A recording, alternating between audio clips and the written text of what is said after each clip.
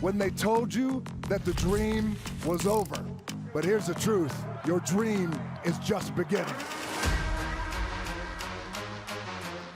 The best of the best is coming together. The USFL and the XFL are merging to create the United Football League, the UFL. The best spring football league in the world. What a catch! It's one of the most insane catches I've ever seen. One man to beat! He's gone! 96 yards to the house! No one's gonna get him! These players are going to play hard-nosed, intense football. Into the end zone. Yeah! No way! Let's ball out, baby!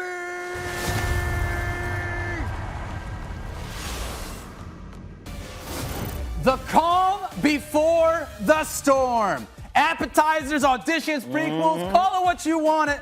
We got championship previews in week 10.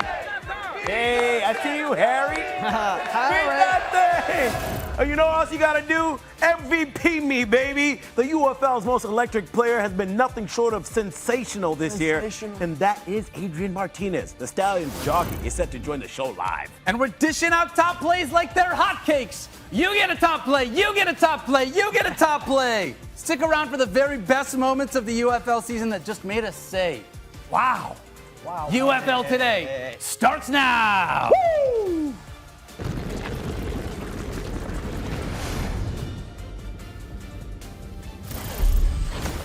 Welcome into UFL Today. My name is Daniel Dopp, joined by Skubie, Mageza, and Joey G. Skubie, we've reached the end of the first UFL season, buddy. First off, so great to have you here. You made it. Pumped. You're finally with us again for, what is this, like your sixth or seventh? I've already missed 2 shows. Oh, only 2 shows. Okay, all right. Weddings and stuff. I'll tell you what, though, while you were gone, though, a lot of good stuff happened over the UFL season. When you look back at the first season here in the UFL, what's the one thing that, like, stands out to you? I think when you look back to the start of the season, the Brahmas and the Michigan Panthers had plus 1,200 odds to win the championship. Nobody had any faith in them, but here we are. There are 2 of the 4 teams left over. So I think that goes to show that anything can happen in spring football, especially when we saw in the XFL last year when the Arlington Renegades were able to win it all. 4-7 they were last year. We've seen just a ton of talent across the board in the UFL this year. That's one of the things that we talked about with UFL or with spring football is how's it going to look.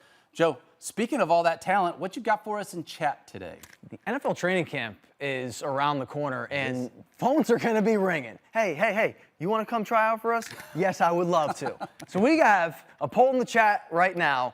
Who are the most deserving? Although we want everybody to make it to the NFL and for NFL training camp spots, who is the most deserving player to get that phone call? We want to hear what you think in the YouTube chat right now. Head on over there. We always love being able to dive in with everybody that hangs out with us in the YouTube chat. First, YouTube chat. We got a bunch of highlights. Let's get to it. So much good stuff happened here in Week 10. We started off with the Brahmas and the Battlehawks. A.J. McCarron. Ooh, look at this. Chase Garber's picking things up in the second. No score. Battlehawks driving. McCarron goes deep to Hakeem Butler. He gets laid out, Skubie, by Tease Tabor. I mean, it's a good thing he's huge because only a big man like that can take a hit like that. Hey, you got to keep your head on a swizzle there. Brahma's defense was cooking. Moments later, same drive. McCarron steps up in the pocket, finds Stephen Mitchell in the corner of the end zone. That was pretty right there by A.J. McCarron. On the run and everything. A.J., 2 weeks off, first week back. That's right. Later in the second, trouble for the Brahmas. Chase Garbers completes the pass. But as you'll see here, he gets up holding his wrist. Yeah, it was his first week back last week, so Dormady comes in. Hate to see this injury for Garbers. He would not return to the game, unfortunately. Chase Garbers on the sideline. Third quarter, though, San Antonio down 10-0, and Dormady is dealing here over the middle, 22 yards to Akers. Look at this, John Trey Kirkland. Skubie, get ready to hear his name a couple times. It was a theme in this game? It was, down the sideline. And guess what? If it's not broke, don't fix it. That's what everyone tells me. No point in doing that. John Trey Kirkland down the left sideline again. This guy just catches passes, and he crushed it here in this one. That set up this. It was cone work for him out there. Brahmas inside the 10.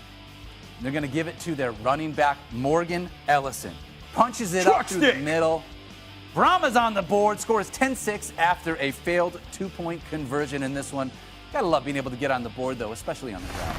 Yeah, great play there. All right. Down to the wire here. San Antonio looking for yards in bulk, which means they're going to Kirkland, Skubie. Woo! That's a Costco joke. You know, he ran a double move here, a little stop and go action. Just a great job from Kirkland getting the defender to commit. Brahmas make it a 1-point game on the conversion attempt. Dormady going back to his man. It's still not broke, Skubie. It was all day. Dontre Kirkland, it looks like he got in the end zone, but there's some controversy. Let's look at this again. Let's see it one more time. Come on, man, he's in. We got the throw. Yep, clearly past the line there. Oh, but look at number 50 in the top left of your screen. Ooh, they ran an RPO. It looks like, and they got a super challenge on this. You're allowed to challenge calls. Illegal man downfield, Skubie. Because they had the extra time, Anthony Beck, he had his coaching staff make a great call and a great super challenge. All right, because of that, Dormady back for another 2-point conversion, throws it just behind his wide receiver. Big hit, too. Brahmas are shocked. Now trailing by 1 rather than being up by 1 after the stop. Brahmas would get the ball, still down 1 with under a minute to play. Dormady, under center, finds Puka Williams, desperately trying to get out of bounds here, Skubie. Can't quite make it. Clock keeps running. Arms waving. Ryan Santoso steps out onto the field. He's done it before for a game winner, 51 yards. Did that get blocked? It looked like it got blocked. It looked like it got tipped because that was a bad miss. Battlehawks hold on to win at 13-12. They will host San Antonio next week in this championship. A little beef here, too? Already some back and forth between these two teams, Skubie. You can tell next week's going to be a hot one. I can't wait to see it. And you know what else I can't wait to see? This rematch, because this game was fired too, dog. It was. To Birmingham we go. Panthers in town taking on Adrian Martinez and the Stallions. And listen, the Stallions got off to a nice start. Right here in the first quarter, they're already at the goal line. CJ Marble runs it into the end zone, his 3rd rushing touchdown of the year. They get on the board first. It's 6-0. 7 minutes to go in the quarter. Here comes your boy, Dopp. Who that is? Oh, that's Jake Bates. That's just the guy that, I'm going to name my first child after if I ever have one. 39-yard field goal is good. Of course it is. It's Jake Bates, Skubie. Panthers within 3. Well, let's see if he can continue doing it in the second quarter. Sounds like Danny Etling, he's back. His first game back from a hand injury, and he follows his blockers to perfection. He had 4 carries for 36 yards. And the fans, everyone is happy to see him, and they take the lead. Stormy caught up with Etling to talk about how he feels post-injury. I saw after the opening drive you had to come back and retape that non-throwing hand that you were coming back from injury from. How's it feeling so far? It's feeling good, It's, it ain't broken, so. Like I said, the hand's a long way from the heart, so. That's real talk, and neither is it to your legs because he used them to buy time and throw a dime. He just ran past all the defenders there, Skubie. Yeah, Mariner, wide open, 46-yard touchdown.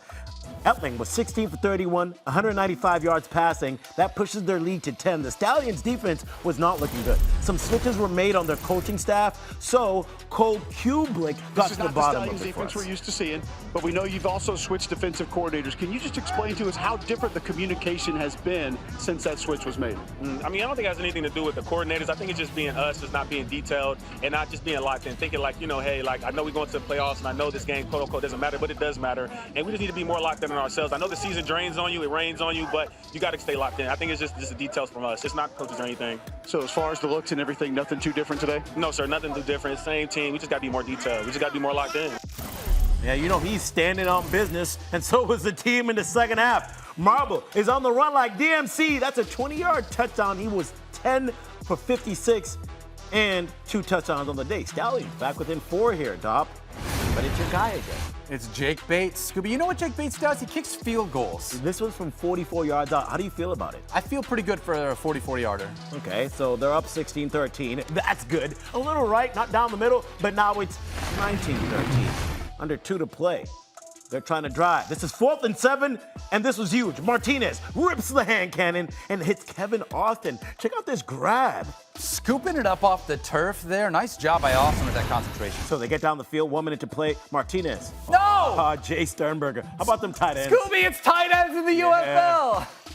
Tight ends, nice safe bet to go with. They go for 1 because it's tied up. Martinez, it's Marcus Buck. Oh my gosh. Did he just bounce into the end zone? That's the kind of footwork that I guess gets it done, but they don't teach it on the sideline. Hey, the job was done. Panthers still have time. Etling passes short to Devin Gray. They get the 4th down conversion on that drive. This sets up another chance at a game-winning field goal. 53 yards out. Dopp, how do we feel Why about do you keep asking me how I feel? Is this foreshadowing, Skubie? Because he doesn't make it. No, Jake! He doesn't make it. No! 2 wide. Stallions go on to win it 20-19. The shirtless psychos are going crazy. Birmingham still at the top. We are pumped now to welcome in the UFL frontrunner for MVP. That's right. Birmingham Stallions quarterback Adrian Martinez joins us today. Adrian, thank you so much, buddy. First of a number of questions that we have for you, if you do not mind. How many pages were left out of the playbook? You just played a team you're going to see again in 6 days in the same arena. How much of the playbook did you actually show them this week? Well, first off, I appreciate it. Thanks for having me on. And secondly, you know, we play to win the game. So I wouldn't say we kept it entirely vanilla. You know, we obviously called things to win, to convert on 3rd down, to score in the red zone. I mean, that's part of playing the game. So I think Skip's great, our head coach / offensive coordinator / quarterback coach. I think he's great at drawing some stuff up. So I think we'll have some new things to run, and we'll be just fine. Heck yeah. So take me through that final moment at the end of the game. You see Jake Bates, the guy who's been hitting 60-yard field goals the entire season. The for boogeyman. a 50-yarder. He's already hit a couple in the game. What are you going through on the sideline as you're watching him line up to kick a field goal for them to win it? Well, it's funny. I had a kicker as a roommate in college, and there's this saying that goes basically, you don't want to root against the opposing team's kicker. It's bad karma. So I really just sat there on the sideline and I was like, hey, whatever happens, happens. I think we played probably not good enough offensively to win the game. We were able to put a really good drive together there at the end of the game to give us the lead, but our defense kept us in it all game. And, you know, it just went our way there at the end. You know, you'd like to control a lot of other things before getting to that point. So to be able to squeak it out with the win, I think it was great for our team and a little bit of momentum heading into the playoffs. Heck yeah, man. Jake's been crushing it as a kicker, but you've been crushing it as well, dude. I mean, listen, you're a dual threat quarterback in the UFL. That's why you're leading the MVP conversation. I'm a fantasy guy at heart, right? We love guys like you because you're a cheat code in fantasy football. You do it with your arms, you do it with your legs. Is there one quarterback that you kind of model your game after, knowing the way that you play? You know, that's a tough question. I grew up idolizing guys like Donovan McNabb. And then I also love guys like Tom Brady and Kurt Warner, you know. Those guys couldn't be more different from each other, Adrian. Yeah, all different styles, right? You know, so for me, it's you know, you pick and choose different things from everybody's game, and you go out there and just try and be yourself. And that's what I've tried to do this season, and feel like it's working so far. Heck yeah. Yeah, and you know, I've been watching you since you were in college at Nebraska and Kansas State, and you know, coming out of college, one of the things that what you were really praised for was your ability to run. And right now, you lead the UFL in rushing as a quarterback. But another thing that makes that crazy is the fact that, bro, you've had to go through a lot of injuries through your career, whether it be high school, college, or in the pros. How have you been able to stay healthier this year than the other year? What's kind of the secret sauce in your preparation to just be on the field all the time? Yeah, well, some of those is just bad luck. Some things you can't control, and then there's the other piece of it, which is making sure that you're consistently in the weight room, consistently doing the extra work to make sure that your body's in the right place where it needs to be. Mentally, you're where you need to be, and I feel like I've done as good a job as I ever have in being in those right places. And I give a lot of credit to our strength staff, to our medical team, and just making sure that, hey, I control everything that I can, leave it out on the field. That includes playing smart. Obviously, I've taken a couple hits throughout the year, but that's just part of playing the position. And everything else, I kind of leave it in God's hands, and what's meant to be will happen. Amen, brother. Adrian, it's time for some hard-hitting questions. I need to know who dresses Cole Schneider, and do you hype man these outfits of his? I am very much a hype man. Yes. I encourage him, actually. And, you know, I asked him about it, and he said it comes from the heart. So I was like, all right, man, all power to you. You just continue to rock it, whatever makes you feel good, showing up on game day. And what's funny is, yeah, everyone sees the game day fits, but he dresses like that just on an everyday basis. Like, that's just his style, That's you know? him. And I give a lot of props to him because he's great for our team. You know, having been in a football locker room before, I don't think people realize the type of mentality, offensive line, and especially defensive line that they have. So just looking at your teammate now and thinking of some of the crazy offensive linemen in pro sports, would he out-chug Jason Kelce? And if you were to put money on it, would you? I mean, I can't go against my teammates, so I'm going to say he would outperform him. It would be a battle, and I think in terms of charisma, just natural aura, my guy Snyder, man, he's the man. So I think he could match that level that Jason Kelce brings. Adrian, you're about to start catching beef with Taylor Swift and Kylie Kelce. No. They're coming for you. We don't want to invite that army over here. We're good. No, Adrian, I've referenced this on the show plenty of times. There's probably hundreds of spouses, girlfriends, mistresses, God only knows what, in Birmingham who think that their husbands, boyfriends, etc. are out cheating, but instead they are at Birmingham games. They're hammered, they're drunk, they're in the stands. Shirtless. I need to know what goes through your mind when you look up in the stands and there's 500 wet, smelly men just in the stands going nuts. You know, you don't see it anywhere else. Yeah, and we love our Stallion family. And I remember we were playing DC earlier in the year, and it ended up being like a 4-hour game, just 5 hours maybe, just because of rain delays, lightning, this, that, and the other. We get in the fourth quarter, and you know who's still there? That shirtless, whatever you want to call that crew, man. Just absolutely great fans, people who just love ball, come and support us. So we definitely feel it, and I think it adds a little boost to our team. So it's fun. It's fun that they're out there like that. Hey, man, speaking of that game against DC, I'll tell you what. The anchor of the Beer Snake had some words for your fans earlier today. Check this out. Guys, this has been an incredible crowd. They say that they're better than Birmingham. Obviously, Birmingham isn't here to defend itself. 75 feet, I'm told, is where we're at. I was shirtless holding the Beer Snake before Birmingham, and they're shirtless, boys, all right? I was doing that first. Okay. Evan started it. Noted. Thank you, Evan. Guys, I got to send it back to you. Shots fired. Oh, no. Shirtless Stallions fans catching some smoke, Adrian. Anything to respond with to stand up for your fans?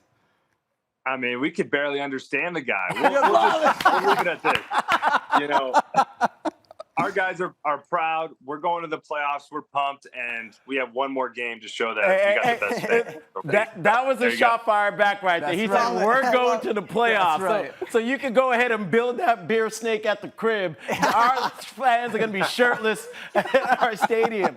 But, man, Adrian, it's been a great year to just watch you play. And we were looking it up earlier. You had your opportunity with the Lions, and then, you were in that camp and then got your chance here in the UFL. And we expect you to be one of those guys who gets a call from a GM. So from that time where you were with the Lions until now and how you've improved, what would you say to them on how you've basically developed into an NFL caliber quarterback? Well, I'd say this, I love football. I want to continue to keep playing and continue to progress. I think I'm such a better player than I was when I was in Detroit. I think when I was in Detroit, I was a better player than when I was at K-State, and same can be said for Nebraska. I think I'm a player that's shown that I can continue to get better, and I can develop into an even better player. I think I'm far from a finished product, but I care and love this sport so much that I'm willing to work at it. And I guarantee you that if you let me come into your building, I'll make the team better. And so quick follow-up, because this just sparked in my mind. How grateful are you for an opportunity like the UFL? Because as the NFL kind of looks to cut down the preseason and there's not that many reps to make a roster, this is a great chance for you to showcase your skill sets and develop. So, how grateful you're for this? Incredibly grateful. I don't think it can be overstated how important this league is. It's vital, vital for guys like me, where after you get cut, there's potential that your career might be over, but this gives you that second chance. This gives you that opportunity to keep the dream alive and prove that you belong in the NFL. So this league means a lot to players like myself, and I'm sure future players down the line. So it's important that we keep it alive. Hey, man, as the Lions fan of this show, I want you to know you look pretty good. Last year in the preseason, wearing number 18, we both really hope that we see you in an NFL uniform again in the fall, man. Thank you so much for joining us, and congratulations on an incredible season here in the UFL. Adrian, appreciate your time, man. Thanks, guys. Appreciate it. All right, more highlights. We're not done. Renegades visiting DC. Spoiler alert, hope you took the over, Skubie. This is a good one. Ty Scott showing off those gifted hands. First, let's check in on the beer snake. There he is, the guy that Adrian totes his fire back. Yikes. Usually by the end of the game, beer snake around 6 figures, Skubie. All right, to the second quarter, though. Renegades up 6-3, and Chris Rowland takes the kickoff. Skubie, what's he do? Rolling. What? He's rolling. That's all he does. Look at this guy. 84 yards for a touchdown. Defenders take the lead 9-6. Beautiful play. All right, coming out of this. Under 5 to play in the second. Jordan Teamu. Short right to Vincent Smith. Scooby, why did that safety stop playing defense? You keep going until you hear the whistle. Did you have a bet on the over, sir? Come on. Boy, that was tough. Vincent Smith runs it in 43 yards for a touchdown. DC extends the lead 15-6. Feeding the snake here in Washington, D.C. It is one of, if not the best tradition in the United Football League. And as the game goes on, that snake continues to slither. Look at those guys, committed. They got the memo, going shirtless as well. Yep. Like their brethren in Birmingham, Alabama. Shirtless. Anyone else going that route?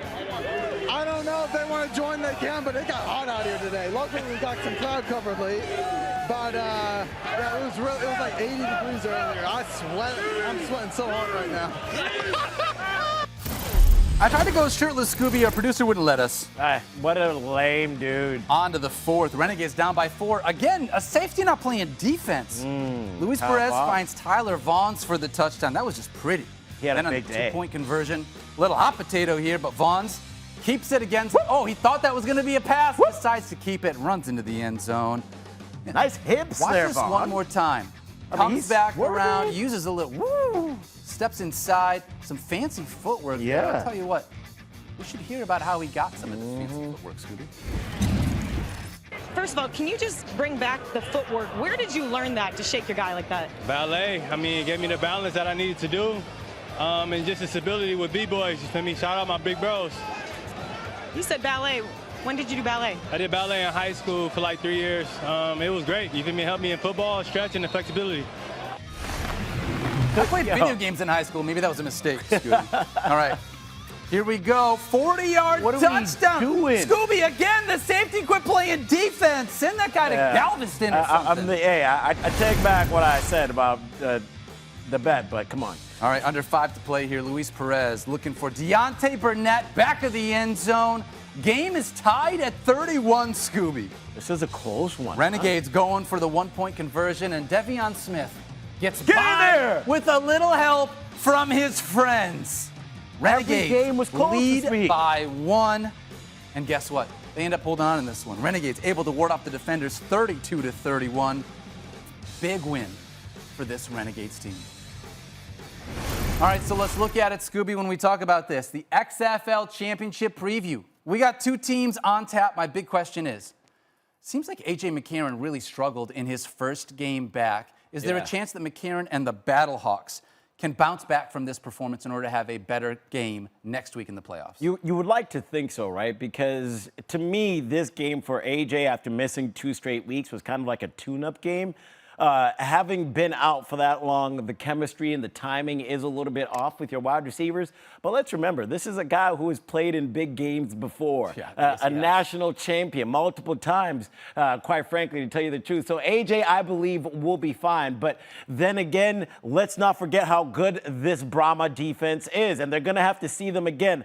I think one thing about these matchups, and it'll go the same with the USFL, Dopp, it is hard to beat a team multiple times in a season. And Joe, you called back last week on the Patriots and their undefeated season. I thought back to the Patriots when they ended their regular season against the Giants, and Randy Moss and Tom Brady were looking to get the records.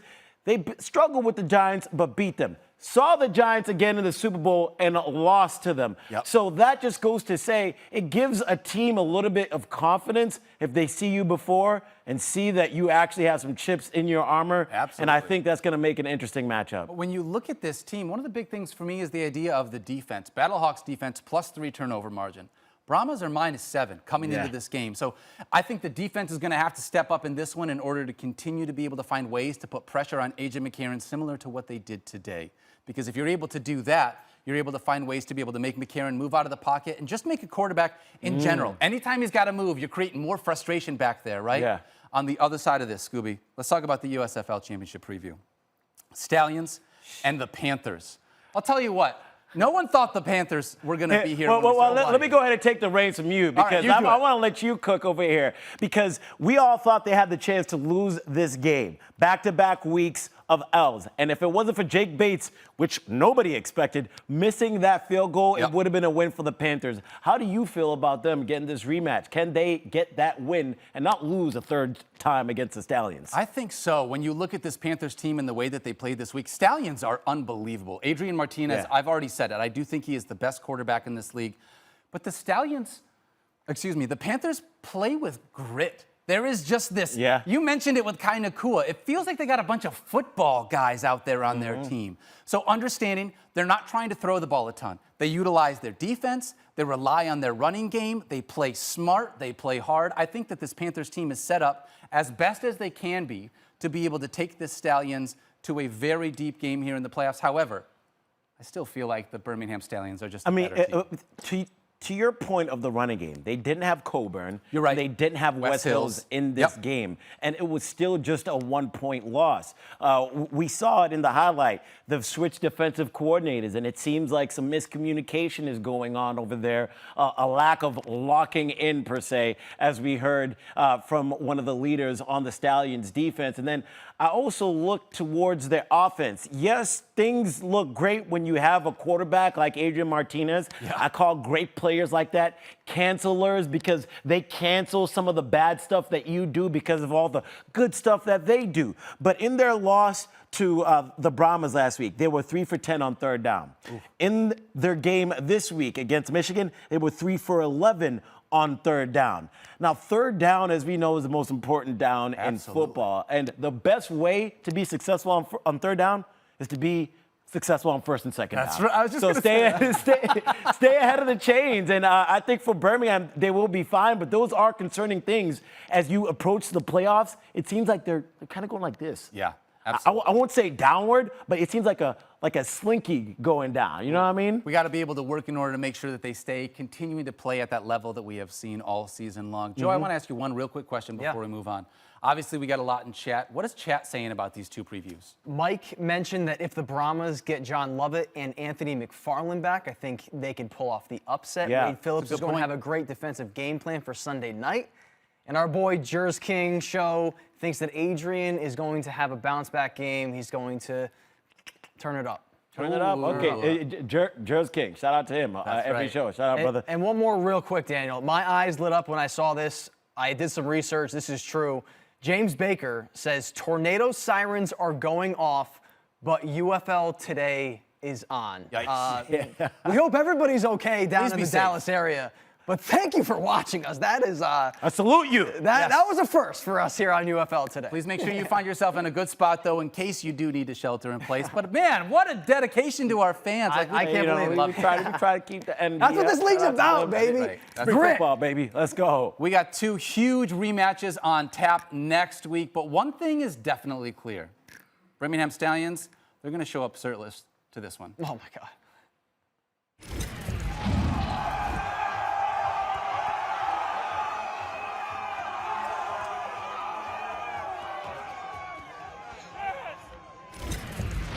All good things must come to an end. But for some, the beginning is just around the corner. The NFL training camp season is just coming to us soon. Soon. So we have five NFL training camp invites from UFL Today for players who we feel who are the most deserving. Yeah. Daniel? A lot of guys are deserving. We have a show top 5 that we're looking at, and go ahead, Dopp, start us off. I'm going to start us off on defense, if you guys don't mind, because we're going to be very offensive heavy with this list. But Kai Nakua, dude, Skubie, you know this about safeties. One of the things that Kai has done well, even though it doesn't always show up in the stat sheet, he's always around the football. This is one of those things that you see about a guy with grit. He gets in there, he makes dirty plays, he makes tackles. Like, this is the thing about Kai. He doesn't always show up, like I said, in the box score, but he's always around the ball, and that's what you're looking for, a guy. Exactly. And the thing about playing the safety position, you don't have to be the quickest guy. You don't have to be the fastest guy. It's all about putting yourself in the right position because you're already back there at the start of the play. And Kai Nakua has shown how high his football IQ is. I don't know. Maybe it runs in the family because he's got a brother in the NFL that might be dropping some hints to him. But Kai Nakua is a guy that I expect to get a training camp invite because the guy is just a football player. There are certain people who are athletes, and there are certain people who are football players, and he falls in that football guy. Huge pass deflection on the game, or it was the game-winning drive. But on third down, Adrian Martinez's pass deflected by this man right here. Let's go to number 4. Where are we going with this one, Skubie? We're going to go with Hakeem Butler at number 4 at the wide receiver position. Friend of the show? A friend of the show for sure. We got a couple friends of the show on this list that you're going to see in a minute, but Hakeem Butler spent some time with the Steelers. But I always say one thing about certain players like him, Dopp. What can't you teach? Size, Skubie. You cannot teach size. One thing that he needed to be taught when he was let go from the Steelers is to be able to catch the ball a little bit better. They're worried about his hands coming out of college, but Hakeem Butler has gone and shown that he's got hands that are rated E for everyone. What does he have this season? 45 catches, 652 yards, and 5 touchdowns. Hakeem Butler, a guy I think that can get a training camp invite as well. Dopp. Absolutely. Leads the UFL in receiving yards, like you said, and second in touchdowns. It helps when you're so big to be able to catch passes in the painted area. Daniel, number 3, to you. Number 3, I'm going to go special teams. I'm doing defense and now special teams. Okay. Jake Bates, guys. Big surprise. But number 3 from Dopp. You want to know why? He's kicked 3 60-yard field goals. Scooby, how many times has that happened in the NFL? Never. Never! Never has a kicker kicked 3 60-yard field goals in a season. By the way, there's only 10 games in the UFL season, so what Jake Bates has done is unreal. By the way, we do a lot of comparisons talking about Jake Bates and the Detroit Lions because of Ford Field. I say it all the time, too. In case you want to know, Detroit Lions only have 3 games outdoors this year. Wow. 14 games are either indoors or at Ford Field, where he has been crushing it so far this year. If you want to talk about one season where Jake Bates should be on the Lions, this is the year that it should happen. That's all I'm saying. I mean, if you're the Lions, you better get on the phone and call this guy, because we had Jake Bates on our show last week. We did. We asked him about the difference between kicking at Ford Field and kicking on natural grass, and he explained to us how different it is being able to make a field goal. Obviously, being more difficult outside, which is why we've seen him struggle a little bit more away from Ford Field. But at number 2, Joe, you know who I'm going to go with? John Trey Kirkland. I brought up Hakeem Butler, who had spent time with the Steelers. Kirkland spent time with the Saints. But the thing about Kirkland that I love about him is he continues to develop as a wide receiver. Coming out of LSU, he was a quarterback, right? Didn't get that much time playing wide receiver, and that's because he had Jamar Chase and Justin Jefferson ahead of him. So obviously, you're going to be in the back of that depth chart. But he was still a great athlete. Yeah, he was. Still developed as a wide receiver. And last week, yesterday, 120 yards receiving. He's been able to make big play after big play. The Saints, they seem to like him. I expect him to get another training camp invite. He absolutely should get another invite. And again, when you have guys that can just do damage regardless of where they're at on the field, whether it's a trick play with his arm, whether it's being able to utilize all of his skill set with his legs.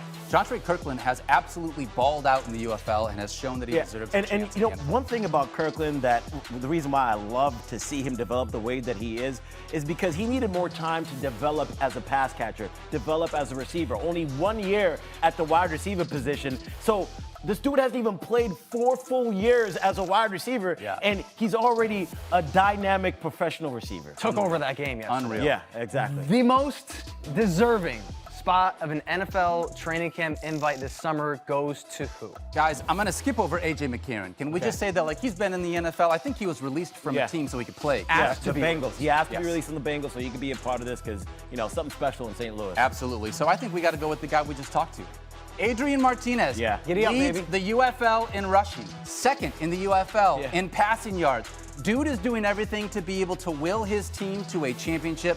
I don't know if it gets any better than Adrian Martinez in the UFL when you see all the things that this guy can do with his game. Yeah, being able to be in a professional system the way that he has, and we've seen him had to kind of deal with that dual quarterback system with him and Matt Corral, but Adrian Martinez said it in the interview with us earlier in the show. He's been able to get better year after year after year. What that says to me is that he has a ceiling. He is coachable. He has potential. There are certain guys who are capped at a certain ceiling, but with Martinez, just being able to talk to him and hear his mindset, I'm confident that this guy can continue to develop as a pass thrower and as a runner. I'm totally with you on that. I loved it, even when I said it. Us fantasy guys love dual threat quarterbacks. The NFL also loves dual threat quarterbacks, guys that can just make plays. Yeah, that's what the game's turned into. It is what we have turned into.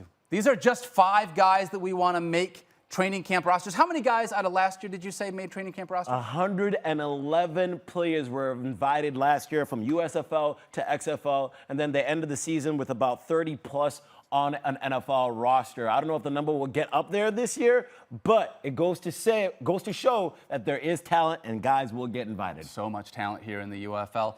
These are 5 guys that we like. We wish so many people could be up here, unfortunately. I'll tell you what, though, in order to have a little bit more fun, let's look back through the 10 best plays of the UFL season so far. Rolling with an opportunity at the 15. Already has a 55-yard return, and Roland is going to take it. Roland, one man to beat, not gonna get him. 84 yards, the first kickoff return for a touchdown in the UFL. In the hands of A.J. McCarron. Down the sideline for Butler to high point it and break free. Hakeem Butler looking back at 80 yards to the house. Hakeem Butler is stepping up with the absence of his other receivers like Darius Shepherd. It's been problematic here today. To Abu goes down. Breland speaks. Speaking that punishment into existence. Sack number 6. He is one behind Birmingham's Carlos Davis for the UFL lead. Martinez floats it for Jordan Thomas. Oh!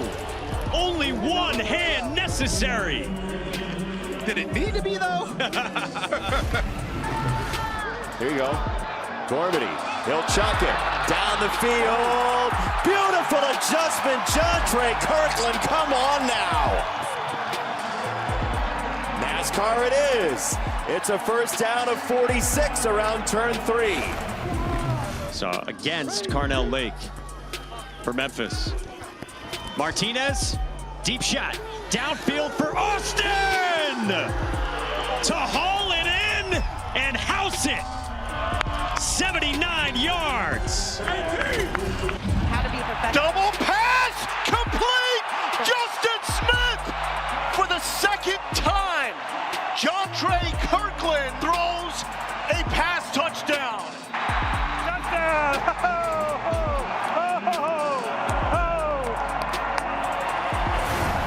Arlington, and it's a reverse. Perez, sideline, Canella! Touchdown! 46 yards with some trickery, and Arlington strikes first. 64-yard try for the lead. Good snap. Good hold. Line drive kick, and it is good!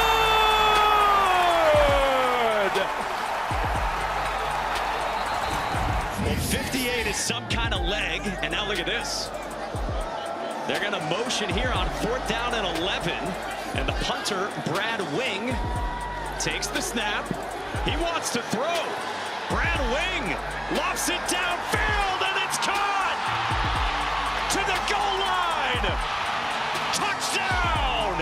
It's the center, Alex Millett. Oh yeah, baby! Let's go Brahmas! Woo! Oh, yeah, baby. How about those plays? Let's Gosh, go. it gets me pumped just reliving them again. It's been a great season, y'all. That was so much fun. Ideally, we're going to have so much more again next year because we're done with the regular season, but that doesn't mean that we're done with UFL today. We got more games coming up here in the playoffs. But first, before we move on, obviously, we talked about our YouTube chat. Joe, tell me what's going on over there. So we asked the chat if you had to choose one, and just one player who is most deserving of an NFL training camp invite, nearly 50% have chosen Mr. Adrian Martinez, new friend of the program. Hakeem Butler, 26%. Jake Bates, 19%. John Trey Kirkland, not much love, Well, hey. 9%. Wow. John Trey Kirkland, 9%. That's a little low. He was already on the roster after his best game of the season. But, hey, everyone on that list is deserving. And I hope that a lot of these guys do get that camp invite. I mean, we're done with the regular season, but we ain't finished. Yeah. Are you done? Are you finished? No, we're done, but we're not finished. That's right. Done but not finished. Hey, man, I hope that there's a lot of seasons like this where we're able to see, like you had talked about with Adrian, the UFL become an opportunity for guys to have another chance at being able to go out and try and live their dream. Ideally, that's what happens here with a bunch of these guys being able to get camp invites. Joe, you wanted to do a little shout out before we close things up here. Yeah, we have a very consistent and unique viewer of ours. His name is John Fetto. Johnny! One of my good friends goes and basically runs the Super Gym, Powerhouse Gym. Bunch of great people, Robbie, Darren, Mike, Amanda. John watches every show. Hits me up every morning, says, you guys are awesome. You guys kick ass. You should be on ESPN more. Shout out to the boss. Write a letter. He won, and also got to shout him out too. He won a bodybuilding competition yesterday. That is the man. That is nice. awesome. That is the man. Yo, do you go to that gym too? I mean, I guess it doesn't really work, but let's see what you're working with. You're a Birmingham Let's see you Stallions fans. Let's pull that shirt off, Joe. Come on, no one wants to see that. I thought you were a UFL fan. Listen, I'll save it for another day. But liar. The UFL is everything about the gym that represents everything the UFL is about, and those are just hungry dogs looking for a chance, blue collar workers trying to get noticed.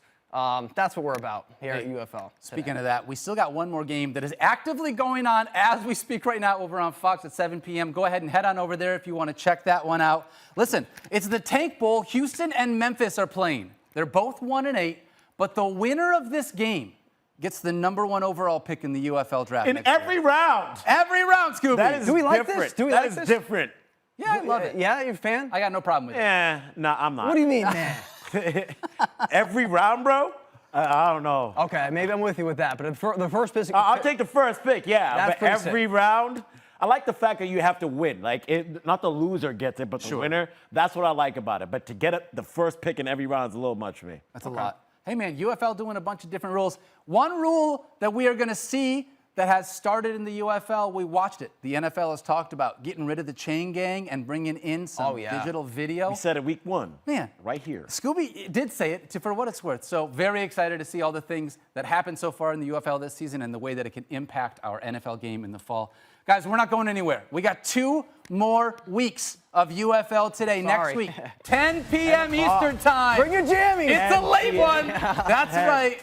10 p.m. We will still be here, though. We love you guys. Come back, see us next week for UFL Today. Don't forget to love each other. Be kind to yourself. You deserve it. Stay cool, my friends. We'll see you next week for a late one.